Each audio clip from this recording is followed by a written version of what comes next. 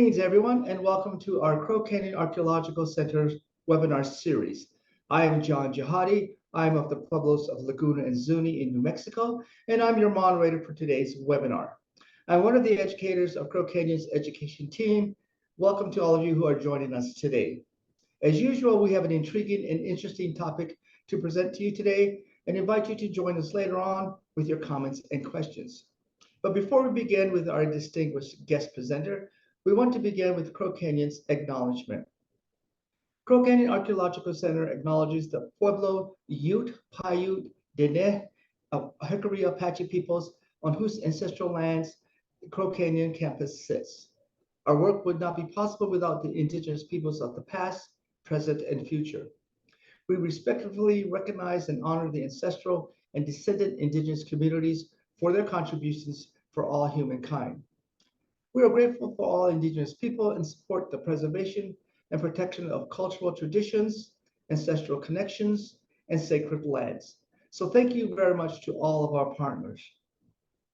For those of you joining us through Zoom at any point during the presentation, if you have a question or comment for our guest presenter, we invite you to put it in our Q&A section you see circled in red on your screen. And we will get to them toward the end of the session. You know, there's a better chance if you get to put your question there than if you place it in the chat, because sometimes we kind of overlook those. Also, as you can see on your screen, if Zoom is giving you an issue, we also are live streaming on Facebook as an alternative. We also want to let you know that this webinar and past webinar sessions are available on the Crow Canyon YouTube channel, and we invite you to subscribe and view archived sessions.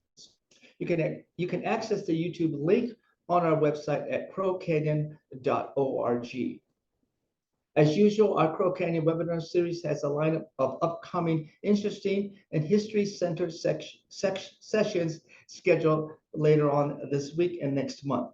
Next week, we have Eric Carpio as guest presenter, who will give a presentation entitled History, Art and Place, Buffalo Soldiers of the American West. But as a reminder, there will be no Crow Canyon webinar on Thursday, August 1st.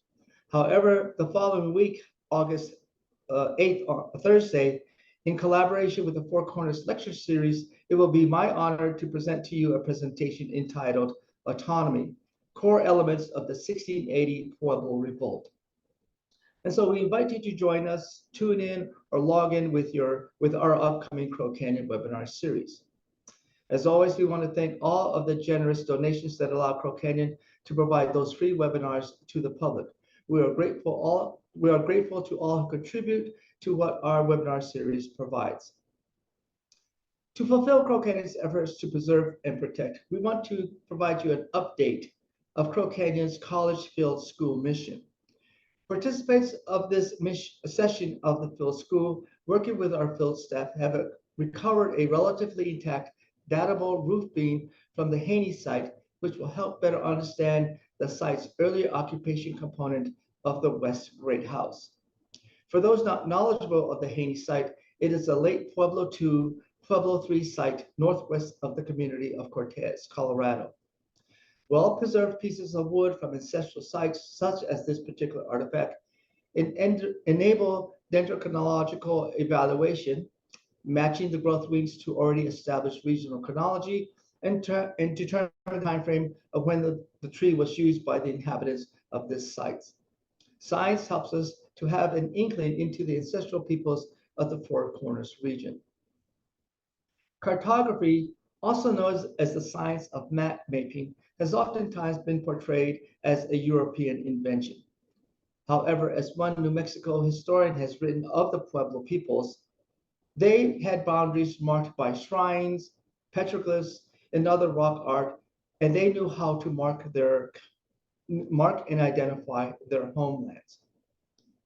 Dr. Annita Lucchesi is a researcher and scholar of Northern Cheyenne in Italian descent. She earned her PhD from the School of Geography, Development, and Environment at the University of Arizona with a minor in Gender and Women's Studies. She is a graduate scholar of the Native Nations Institute's Collaboratory for Indigenous Data Governance and is a board member of the UA's Gender-Based Violence Consortium.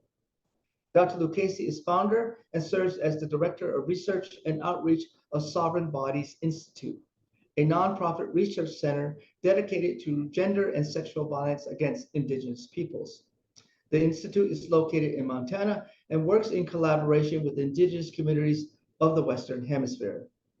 And with that, it is my honor to introduce you to our distinguished guests. Dr. Lucchesi joins us from southeastern Montana. Welcome, Dr. Lucchesi, to Crow Canyon's webinar series. Thank you so much for that introduction, and thank you for inviting me to share some of my work with all of you today. I'm blown away by the number of attendees. So really excited that there's folks interested in hearing from me and in hearing about Indigenous map making. As was mentioned, my name is Annita Lucchesi. My Cheyenne name is Hetoa Vitoke, which means evening star woman. And I'm a Cheyenne descendant. I live on my homelands in Southeast Montana. I'm, excuse me, joining you from Lame Deer, Montana, which is the capital of the Northern Cheyenne Reservation. And forgive me if my voice is a little hoarse or if I'm coughing. We have some bad fires nearby, and so it's pretty smoky here. But we're gonna get through it. Yeah, as was mentioned, I got my PhD from the University of Arizona in geography. I started my career as a geographer as an undergrad at UC Berkeley, and was really fortunate to be able to go through the year-long cartography program there as a geography bachelor's student. And from there, got to work as a freelance cartographer ever since. So almost 15 years now, I've been working as a freelance cartographer in addition to all the work that was mentioned around Sovereign Bodies Institute and violence against Indigenous peoples. As well as I'm really blessed to be working part-time for my tribe's Tribal Historic Preservation Office doing mapping work. So that's a little bit about my background and about me. What else can I share before I get started? Just to say that I believe, as you'll hear in this presentation, I believe very strongly in Indigenous data sovereignty. That's a big part of my work. But I also believe in work being led by folks with lived experience. Much of my work as a scholar is within the realm of Indigenous map making, but also geographies of violence against Indigenous peoples. And I engage in that work as an MMIP advocate and as somebody with missing and murdered loved ones, as well as a survivor of trafficking, intimate partner violence, and police violence. So those are kind of my credentials in that realm, I'll say. I'm gonna go ahead and share my screen so you guys can see my slides. Right here. Slideshow. Okay, here we go. I'm gonna move this bar somewhere less obnoxious. Okay, so today's talk is called Decolonizing Cartography, Reclaiming and Reimagining Indigenous Cartographic Traditions.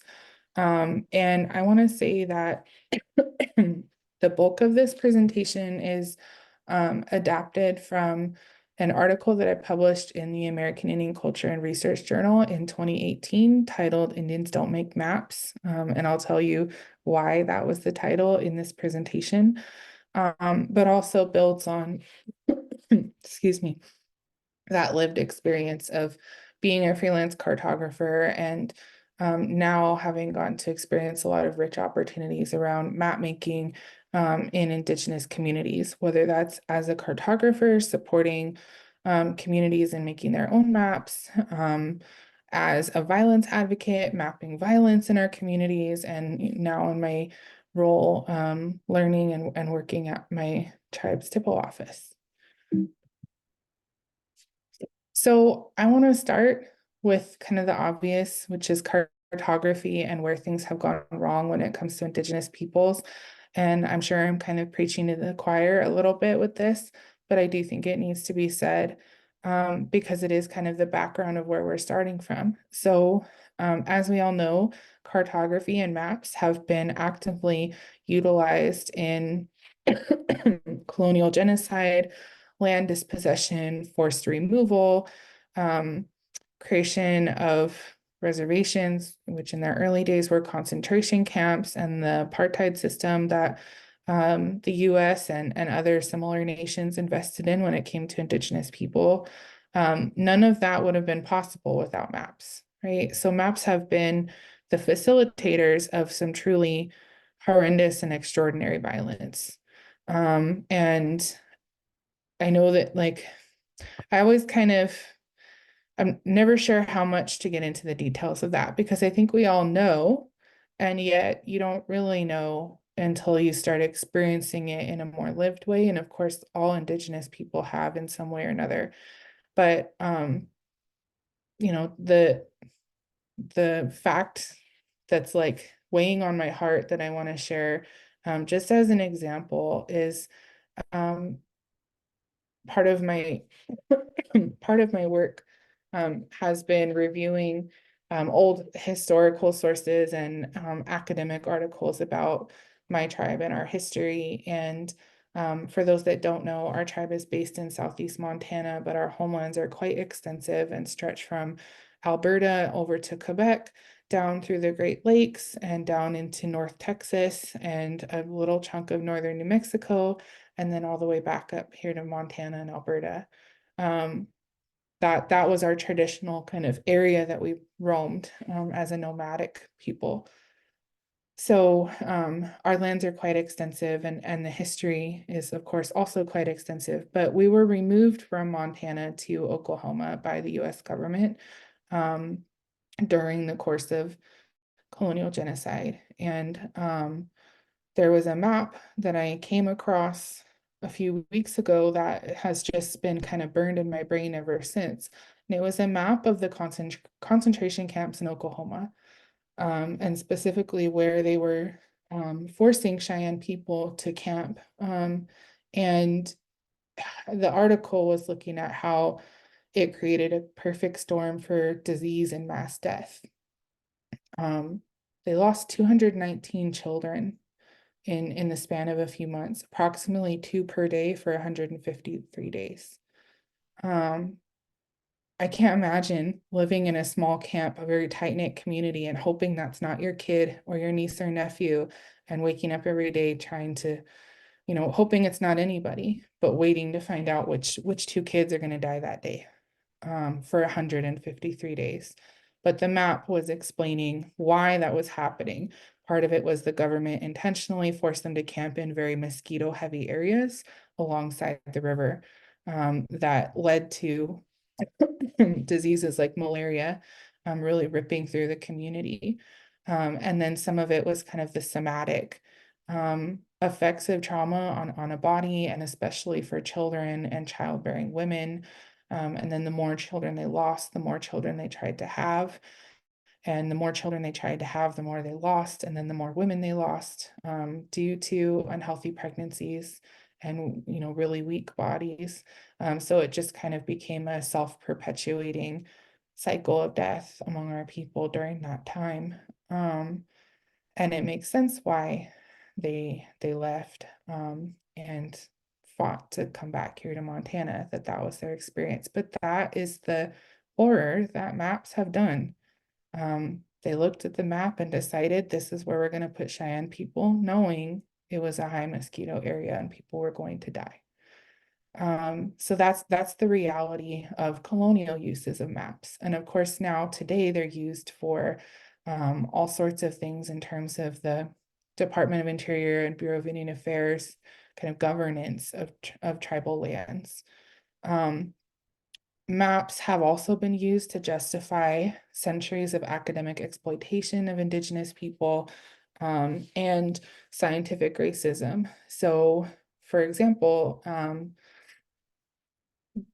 Indigenous peoples have always created maps, and in their engagements with settlers who were exploring, they did create maps and show them, you know, even if it's just drawn with a stick in the ground, like, hey, this is the river basin you're navigating or something like that.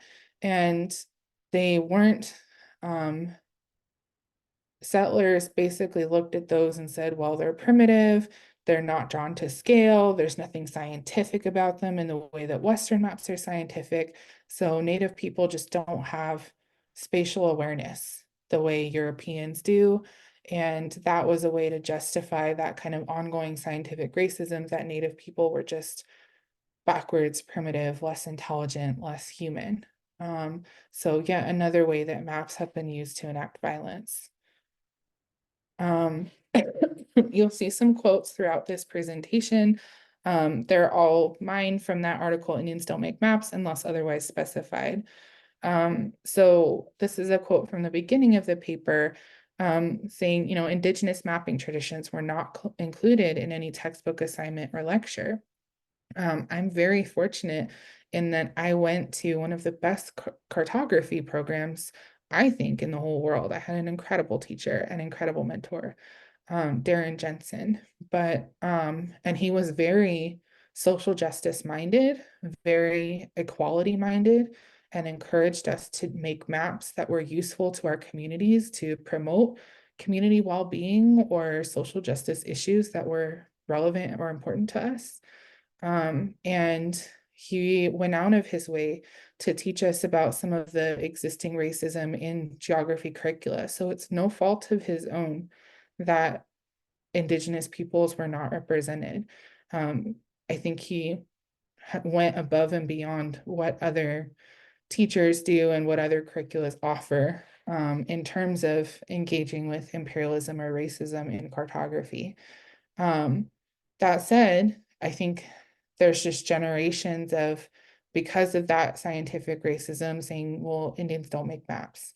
There's that kind of pervasive understanding of cartography as a European invention, or as something that, at the very best, was invented in East Asia, and then kind of further developed in Europe and exported to the Americas through colonialism. That's the narrative that I was taught. And it's not wrong in the sense that, like, yes, East Asian cultures did invent powerful, incredible, beautiful methods of mapping, and Europeans did take those and build on them. That part is true, and they did export their map making practices to the Americas through colonialism. But that completely neglects to mention any of the indigenous practices of mapping that existed in the Western Hemisphere, or even throughout places like Polynesia or Africa. So the kind of goal of this presentation, is to give some examples that shows you, like, no, we have always created maps, and that kind of curricular neglect needs to be corrected. I actually, so the paper was entitled Indians Don't Make Maps because I actually had a professor write that while I was in grad school on one of my papers. And I started my PhD in Canada and then transferred to Arizona. It was not a faculty member in Arizona who wrote that. This was when I was in Canada, but I had written a draft of my dissertation proposal, and it was working with women from my community to create maps, mapping geographies of safety and geographies of unsafety. And their response back was, well, it's violent to make people from your community use a colonial technology to tell their stories. And Indians don't make maps. Like, it was written on my paper. And I was so angry and offended by that, that, like, really? Like, as if we're not human beings capable of making maps, or that, like, it would have never occurred to us. Like, our cultures are so deeply land-based. Everything we do is tied to the land somehow, that, like, how could we not make maps? Really? You think we existed here for tens of thousands of years and it never occurred to us to draw the land that we live on? It just kind of boggled my mind. And yet that's what the curriculum teaches. So, and that's the violence that I experienced as a grad student. And so I wrote Indians Don't Make Maps so that I could cite myself the next time somebody told me that. And used that quote in the title as a reminder to say, like, hey, this, for lack of a better word, this is bullshit. This is another quote from the article. Yes, Indians do make maps, pretty special ones actually, but that history has been erased, forgotten, and willfully ignored, arguably due to the persistent racism and imperial attitudes within the fields of geography and cartography. There are Indigenous geographers. In terms of the ones in academia, it's a very small number, probably less than 10. And we all know each other and support each other. Outside of academia, the number is much larger, but most of those folks are practitioners in their tribes, working on, and may not even consider themselves geographers or cartographers. For example, they might work in fire management or wildlife conservation, and they're using GIS on a regular basis, but aren't necessarily identifying as a geographer or being identified as a geographer. So in the article, Indians Don't Make Maps, I wanted to provide some examples, but also kind of theorize some general categories.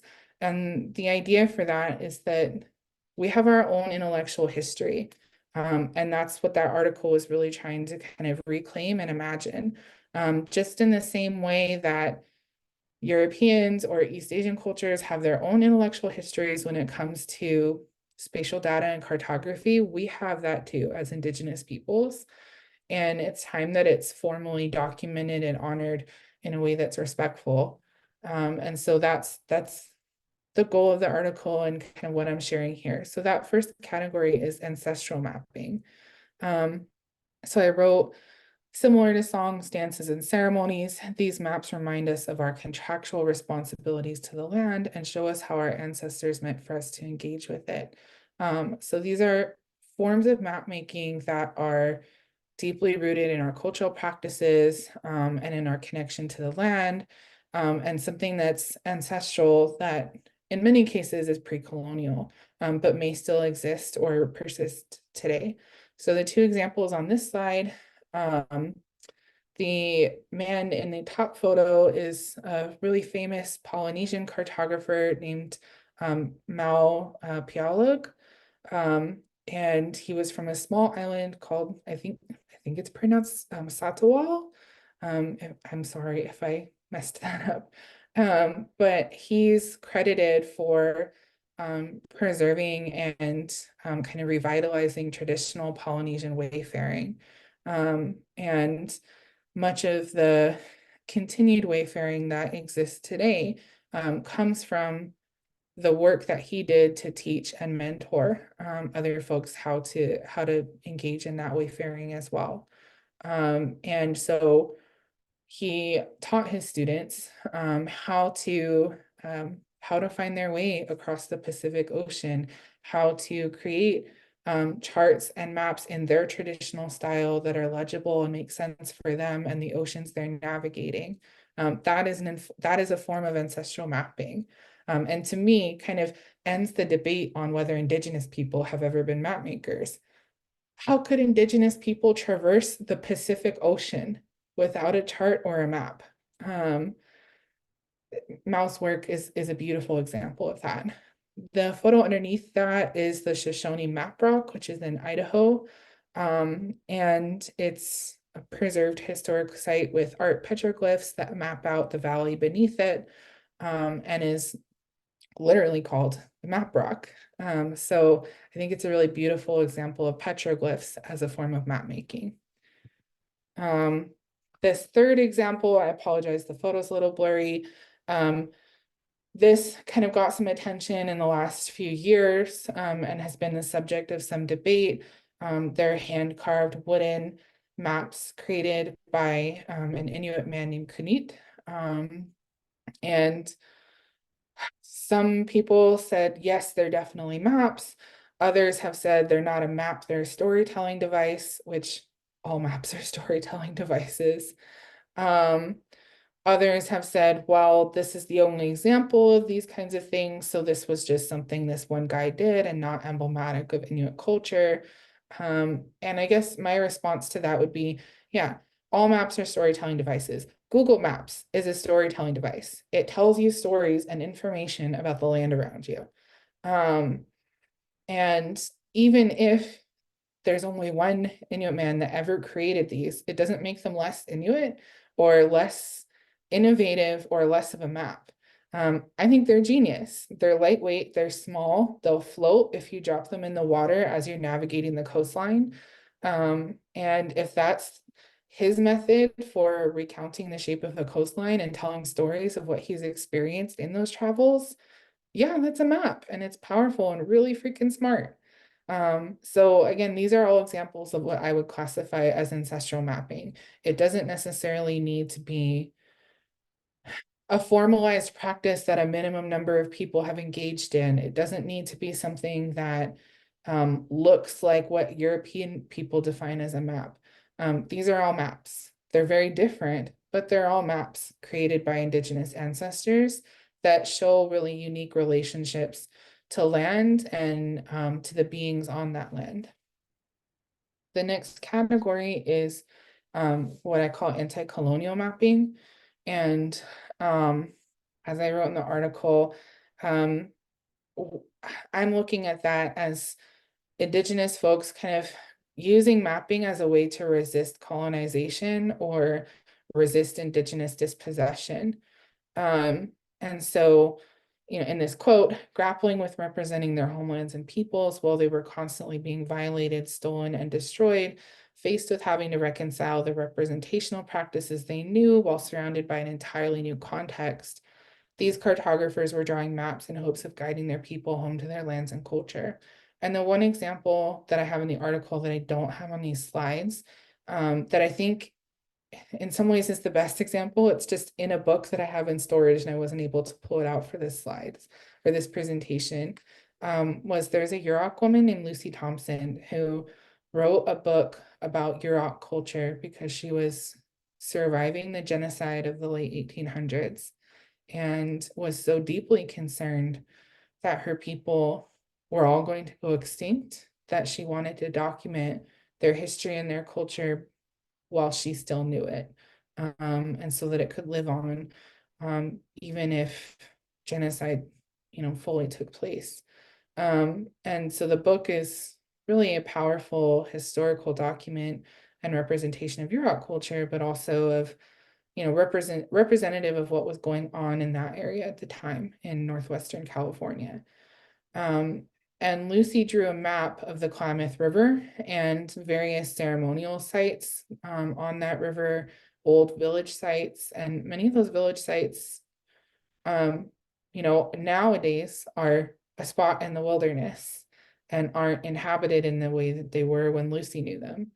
And so the map is, really valuable for all sorts of reasons. But that to me is like Lucy was resisting colonial genocide and land dispossession and the rancheria system, the violence of the gold rush, everything that was going on at that time. Lucy had survived it. She was in her middle age in the late 1800s, and was in a position to write this book because she had married a white man. And so she leveraged what power she had to document her people and their lifeways and their relationship to their homelands, and like refused for her people to be erased or snuffed out. That was the intent of the book. I refuse for us to go away fully. We're going to be here even if it's only in this book, and only in this map. So it's a really powerful, beautiful map. The map that you see on this slide is called the Codex, or it's from the Codex Quetzalcoatlin. So it was created by the De Leon family in Mexico, and they're descendants of the Nahua leader Quetzalcoatlin, and kind of similar to Lucy's map in some ways. This was a representation of what that De Leon family owned, like their land holdings, their assets, and in that sense was like formal documentation of this is ours. We see these colonizers have come and they're starting to destroy things, but this is ours and we're asserting it as ours. We're documenting it in our own ways, in our own process as ours. So again, another really kind of powerful effort to fight that ongoing dispossession. And then the last two examples in this genre that I want to share, the map on the left is from a Northern Cheyenne cartographer named John Crazy Mule. He worked as a scout for the US military at one point, and he drew a series of maps for them, and this is a portion of one of them. What I think is interesting about Crazy Mule's maps is that they document colonial violence in relatively real time. Um, so rather than documenting just the land itself, Crazy Mule's maps were concerned with documenting refugee routes, battle sites, and the violence that was happening on the northern, excuse me, on the northern plains at that time, not only for Cheyennes, but for he had mapped a Lakota refugee route. He mapped the route that the Nez Perce had taken trying to flee to Canada from Montana and Idaho, trying to evade the US troops. And so it's a really interesting, unique perspective of what was going on during the Indian Wars on the Northern Plains from the perspective of a Native person. There aren't a lot of maps that show that history in that way. So they're really unique and special. And then the map on the right, I apologize, it's so blurry. I could not find a photo that was decent quality. But it's a map of part of the interior of Alaska, and it was created by a Tlingit leader named Ku Klux and his two wives, who are unfortunately unnamed in all of the records. But over a series of days, and like a pencil, like nothing fancy, Ku Klux and his wife created this map that shows the navigation of hundreds of miles of the interior. It's written in multiple languages, multiple indigenous languages. And I think what's really neat about it is that it's drawn to scale based on travel time rather than an abstract measure of distance like a mile or a kilometer. That was one of the reasons why a lot of settlers felt comfortable saying, like, well, Native people just don't have spatial awareness, they're not scientific, all of their maps are distorted, nothing's to scale. And the reality is, it's actually not only is it to scale, it's more like accurate than Western maps were at the time. But it's a scale based on travel time. So it's based on how long it takes to actually engage with that landscape and navigate through it, rather than an abstract unit of measurement like a mile. So again, really special, but like really interesting glimpses to what Indigenous folks were experiencing during that kind of, like, I don't want to say the colonial era because we're still living under colonization, but maybe early colonial era.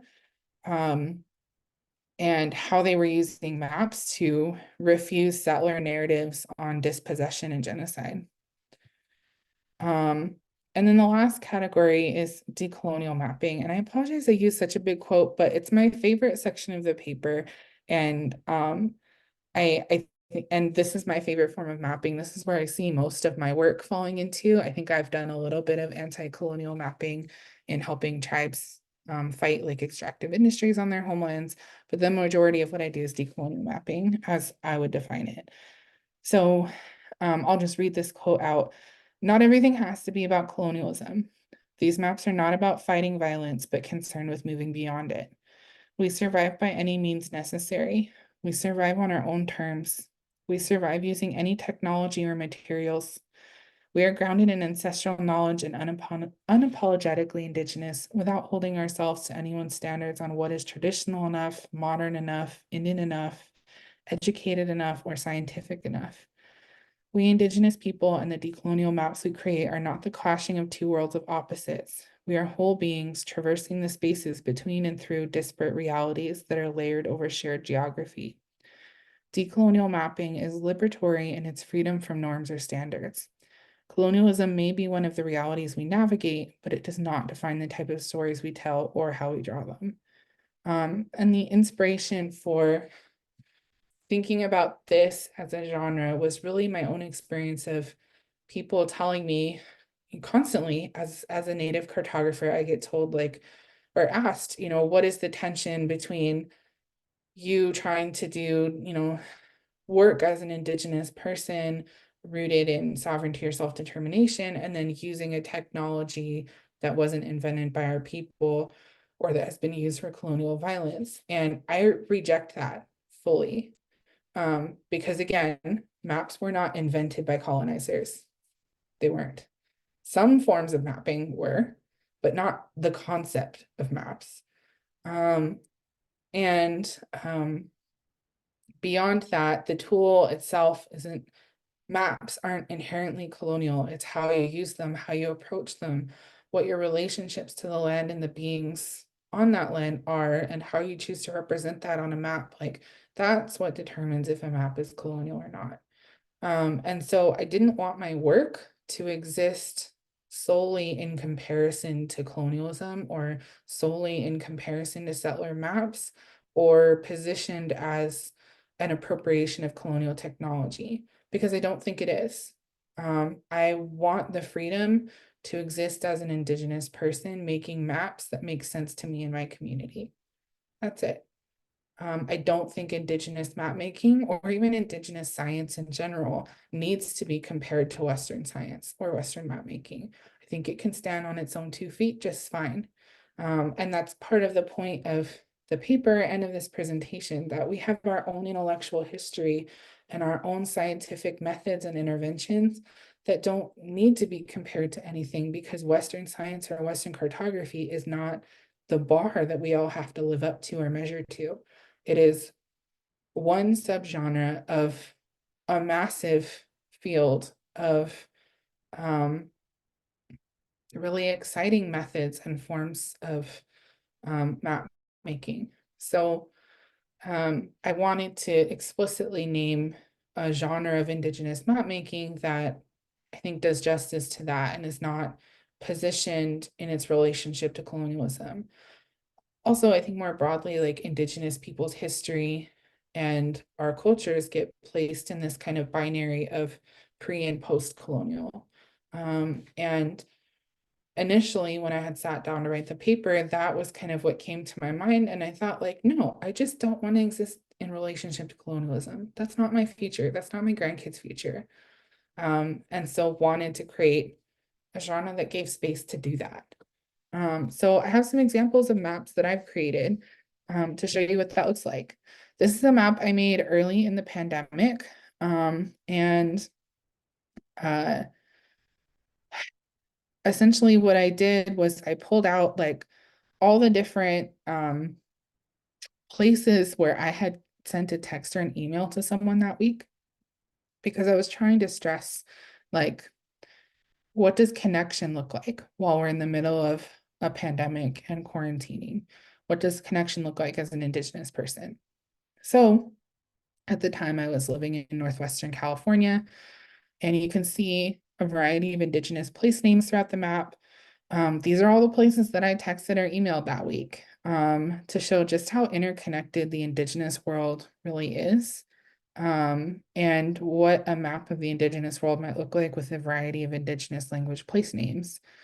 And again, to really stress that, like, Indigenous kinship and forms of connection takes many different forms.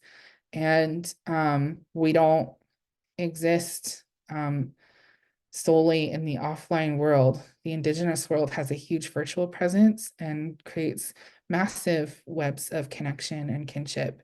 And this map was my attempt to do justice to that. And like, I posted it just on Facebook to show people, like, yeah, we're quarantined, but we're still connected and we're surviving this together. These sets of maps are from an article I published a few years ago on mapping the life course paths of murdered Indigenous women. So in my role as at the time, grassroots community member, Sovereign Bodies Institute had not been created yet, but now the database lives at SBI. I had created a database of missing and murdered Indigenous people.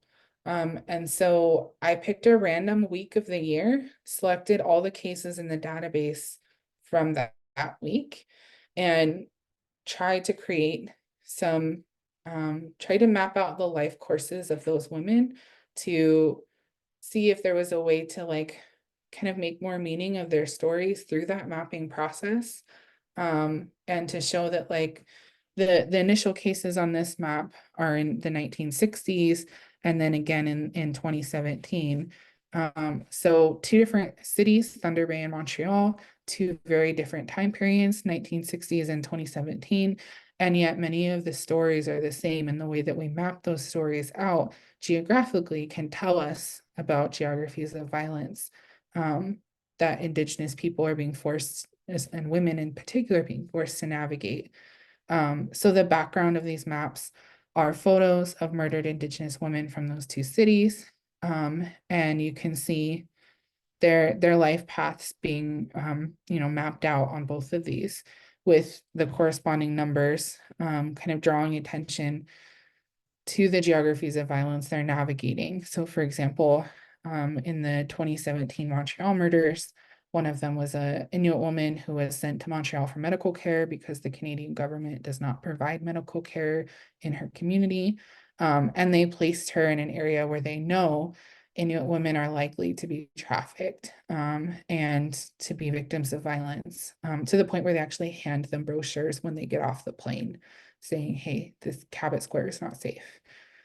Nevertheless, that's where they placed her, and she was killed. And so these maps were kind of resisting that narrative that these women were responsible for their own deaths due to irresponsible decisions, and placed the onus back on colonial institutions through mapping their kind of dispossession from their communities, these spaces that are coded as really dangerous, and their stories that ultimately are neglected by law enforcement. As you can see on the map, some of them were falsely proclaimed suicide and then later changed to homicide. The last example I'll share is a map from SBI's first publication, which is a partnership with Braveheart Society based in South Dakota. And it was a really interesting project that was kind of a challenge because we were trying to map violence that hadn't happened yet. The project specifically was to create data that would be useful to the state of South Dakota, North Dakota, and Montana in looking at the Keystone XL pipeline and other related pipelines, trying to say, hey, the man camps that are going to come to create this pipeline and staff it are going to create or exacerbate an existing landscape of violence, such that, Indigenous women are going to die because there's no infrastructure to keep them safe. And so we were trying to map like what is the existing landscape of violence and the existing kind of infrastructural challenges in terms of public safety to try to prevent the pipeline from being built in the first place. So I think what's unique about this map is that it's forward-looking in that way, but it's also mapping data that's entirely community gathered. So it came from the database that's now at SBI, rather than any kind of government data, and shows the lines are proposed pipelines, and the red areas are counties where there's existing MMIP cases that are intersecting or adjacent to the pipeline. And then those gray areas are tribal lands. So you can see that the pipeline KXL is the thick line, that KXL would have gone through or very close to multiple tribal communities and areas that are already highly impacted by this violence. Ultimately, the South Dakota Water Board, which was issued this report, decided to issue the permits anyways, and then Biden revoked them, and KXL was not built. So why is all of this so important? I do want to leave room for questions. This is one of my favorite quotes from Edward Said. He wrote, "Just as none of us is outside or beyond geography, none of us is completely free from the struggle over geography. That struggle is complex and interesting because it's not only about soldiers and cannons, but also about ideas, about forms, about images and imaginings. So the way we think about Indigenous people, the way we think about colonial violence, the way we think about maps, all of that comes into play here." And then if we really encourage Indigenous map making and honor and recognize it in all of its various forms, like those that I've shared today, it opens up really important dialogues about land, places of significance, honoring difference, but also it's one of our most literal paths to decolonization because it forces us to have open, honest conversations about land theft and occupation, land use, differences in the ways that we think, differences in land-based knowledge and data, and how those things are mobilized to either support colonial or indigenous systems of power. And it requires us to think in terms of indigenous political sovereignty, land title, and self-determination. So that's what's at stake in honoring Indigenous mapmaking. And I'll leave it there. I'm going to stop sharing.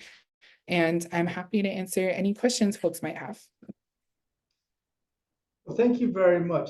Very interesting and thought-provoking. And actually, while you were giving your presentation, I made some notes. And we do have some questions that we're going to be getting to in just a bit. We also want to invite others. If you have a question for Dr. Lucchesi, please put it in the Q&A and we'll definitely get to it. But I want to reflect, if you don't mind, just briefly. You use two terms that stuck out for me. One was called technology and science in the statement you read. And when I was in the process of getting my education certification, one of my earliest educators asked us as students what we thought some of the earliest technology humans have. And everybody came up with different answers. Oh, a ruler, a pencil, slide rule, all these kinds of things. And then she says, you know, you're all right to a degree, but think about the first person that picked up a stick and drew something in the sand. That's technology. And so when you talk about how perhaps maybe colonizers interpret who had maps and what they thought technology was to them, I would like your perspective on what that connection is between the definition between technology and science is compared to indigenous peoples and those who have colonized us as indigenous people. Yeah, I think so. There's an Indigenous scholar named Maggie Walter that I would highly recommend. She's a sociologist, and she's kind of written on this in the context of like she uses data analysis software as a sociologist and constantly is told, you know, like, well, how are you decolonizing anything if you're using the same software as everybody else? And her response is like, the software is not inherently colonial, it's how you use it. And this technology doesn't belong to any one person or any one race of people. And I think more broadly, like, yeah, technology shifts and is shared over time. And you're right, the person holding a stick and drawing something, a map in the dirt in the ground, that is technology. And it does grow over time. And so I think having a broader an open, broader definition of what a map is or what spatial technology is important in these dialogues, and also being very real about like there's just a lot of assumptions about even like let's take GIS as a form of technology. There's a lot of assumptions that white people invented GIS. They absolutely did not. It was Black women that invented GIS. But we don't hear that story. And now with movies like Hidden Figures and stuff, it's kind of starting to come out more that like, oh, there's all these amazing people of color that invented this stuff that we take for granted and we never heard about them. And so people just assumed it was created by white people because why wouldn't it be? White people invent all maps. No, the GIS that's in your phone was invented by Black women. And so like there's a question of like what is technology and expanding our definition there, but also even in the purest Western definition of technology, there has to be a reckoning with like, okay, you didn't actually invent that either. Yeah, well, the same could be said for DNA. The first person Exactly. who observed it was a woman, as compared to what we're all taught as Watson and Crick. So that mentality, you know, just goes across all borders of science. We have a question from one of our participants, and again, we have some time for other questions. So one of the participants asked, "What date is the earliest paper indigenous map you personally have found?" Off the top of my head, the one I'm familiar with is the Codex Quetzalcoatlin, which is from the 1500s. and that's on paper. I don't know, there's probably maps older than that, but that's Mhm. the living one that I'm aware of. And were there other maps like on, say, bison hides, deer hides, and Sure. other animal hides that were used by different indigenous groups? Yeah, I don't think like paper as a medium should be used as like a definition of what a map is. Because yeah, there's definitely like winter counts on animal hides, there's petroglyphs on rocks, like there's all sorts of forms of maps on things other than paper that are Uh, older. Codex Quetzalcoatl. Another question that popped up in the Q&A from John asks, can you provide the reference for the academic paper you quoted? Sure, it's called Indians Don't Make Maps, and it's written by me, published in the American Indian Culture and Research Journal in 2018. So you'll be able to find it with that Okay, information. we just look under your name as the author. We can find that. Yeah. Okay. Another question one of our one of participants asked is that have your maps that you drew as it applied to murder in Indigenous women, have law enforcement agents or any perhaps law enforcement institutes utilize or benefit from your maps to help them in understanding the propensity for specific violence against women? In my experience, law enforcement are pretty closed-minded and negligent and don't want to understand the issue better.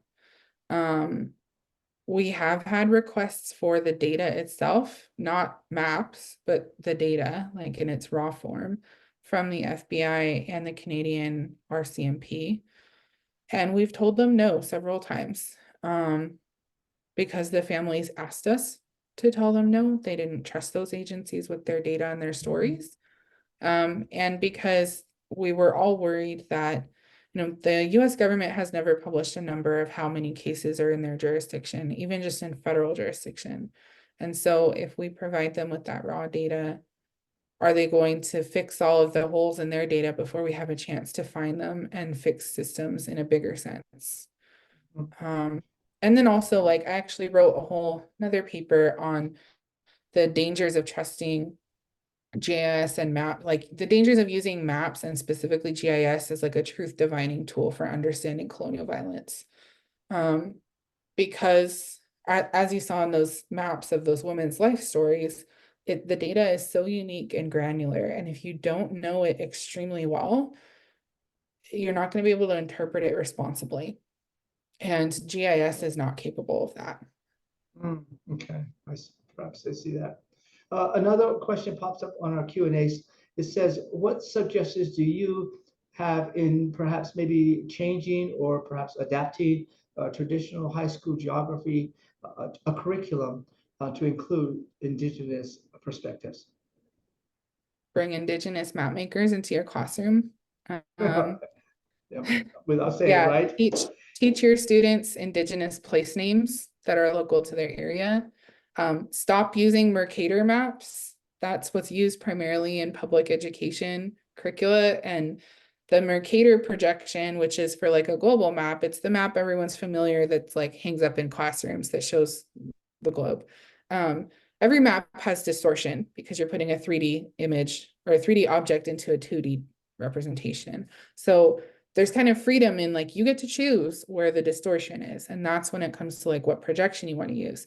But if you use the standard Mercator projection, it makes Europe, like it places the distortion in such a way that it makes Europe much larger than it actually is and makes Africa considerably smaller than it actually is.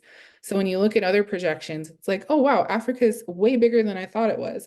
But it's because we've standardized a map that intentionally makes Africa look small.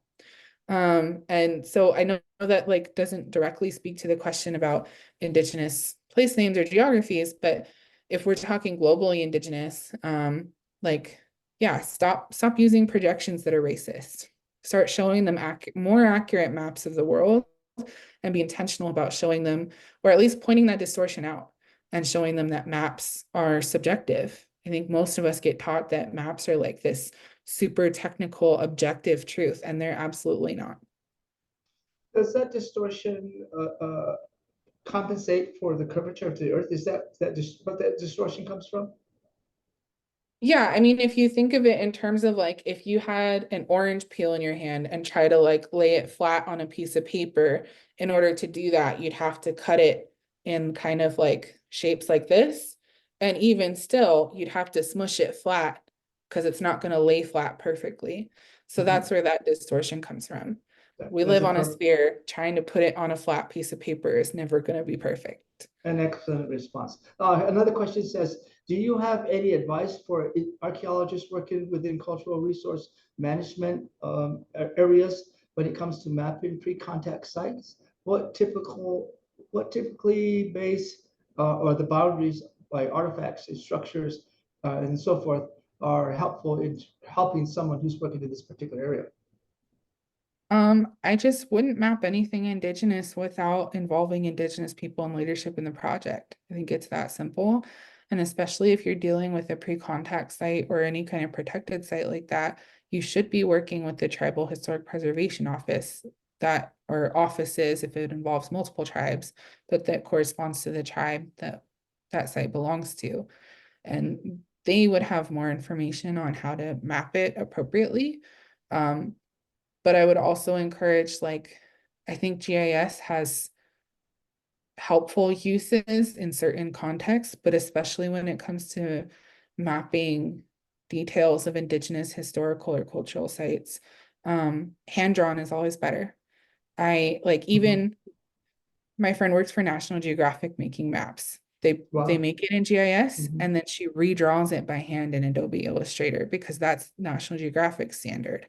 That's my standard too. Even if you're going to use GIS for data processing purposes, it's not a map making software, it's a data processing software. You still need to move it into something like Illustrator and redraw it in a way that's consistent with the cultural values of the tribe that site belongs to. We still have a little bit left to go. I'm going to try to get one more question in here. One of the attendees says, read a book quite some time ago called Another America and Other Articles of Indigenous Maps by Malcolm Lewis. More recently, the person read Choctaw Historical Atlas published by the tribe. And the question is, would you or do you have any recommendations for other resources or could provide some additional reading? Gosh, I would recommend there's a colleague of mine, DeAndre Smiles, recently opened up Indigenous, I think it's Indigenous Geographic Futurities Lab, but he's mentoring Indigenous students, undergrad and grad school students, how to create their own maps and tell their own stories. So I would definitely keep an eye on their lab and the really awesome work they're doing. And yeah, I mean, it like, I don't know that I have any specific publications other than Renee Puolani wrote a really beautiful book on Kanaka Maoris, the Native Hawaiian forms of cartography, and specifically as it relates to hula and hula songs and dances. So that's a book I would highly recommend. Okay. We're going to be able to put some maybe information or links, perhaps the link to your article on our website that others can kind of follow up on. So if there's other books you can think of a little bit later on, we certainly would appreciate that. As we get ready to bring to a close, one thought came to my mind as you were reading that segment that you presented. And I thought about for us as Pueblo people, the one term that we use is having a sense of place, that spatial construct that all humans have. Because, how many of our fellow citizens have gone to 23andMe or Ancestry.com because you want to know where you come from. But because of our language, our connection to the land, especially those that remain agrarian societies, they've had that spatial construct. And so I'd like to know, or perhaps maybe your reflection on the questions you've been asked of you and this, what it means to have a sense of place. That's a beautiful but tough question. I think for me, and involved coming home. I did not grow up in my tribal community. I'm a descendant and I grew up disconnected in California and made my way home as an adult.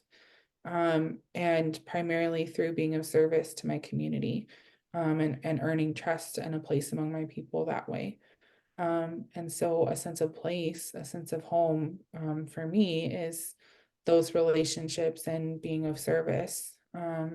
And what that opened up to was opportunities to take language and botany classes, to go out in the hills and learn together our traditional plants, an opportunity to come work for my tribe, preserving our history and cultural knowledge. All of that came from a deep kind of like blood memory sense of place. Even though this isn't the home that I grew up in, it's still like home. My body knew it as home, and told me to come back, and I did.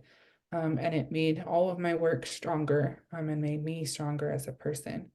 So I'm not sure that answers your question, but that's what came to mind. No, that's fine, because as human beings, as individuals, we all have that connection to what community means. So there's no right answer. It's really just that connection, that knowledge, wisdom, and all those things that make us human, bring us together. And certainly an extension, we create maps to make sure that we can identify who we are as Homo sapiens. So it's been a wonderful, intriguing, intelligent presentation. Thank you very much, Dr. Lucchesi. I'm glad that we had a lot of participants join us today. Actually, as Taylor said, probably one of the largest group of registrants to this to our webinar. So thank you very much. Please come back if you get a chance, and if you're in the area, come by to the campus. It's an open invitation to join us at Crow Canyon.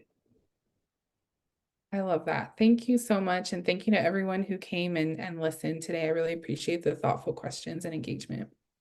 And we hope your cough gets better. All right. Thank you. Okay, thank you, everyone. We appreciate your attendance, and we'll join us next week for another Crow Canyon webinar series. Look us up on our website at crowcanyon.org. All the information is there for other future presentations. Also, please send us any questions for Dr. Lucchesi. We will definitely refer them to her. But again, we appreciate that. And we'll also post this recording on our YouTube channel. So please go to our website at crowcanyon.org. You'll be able to see the link there. So until we see each other again, appreciate all of you.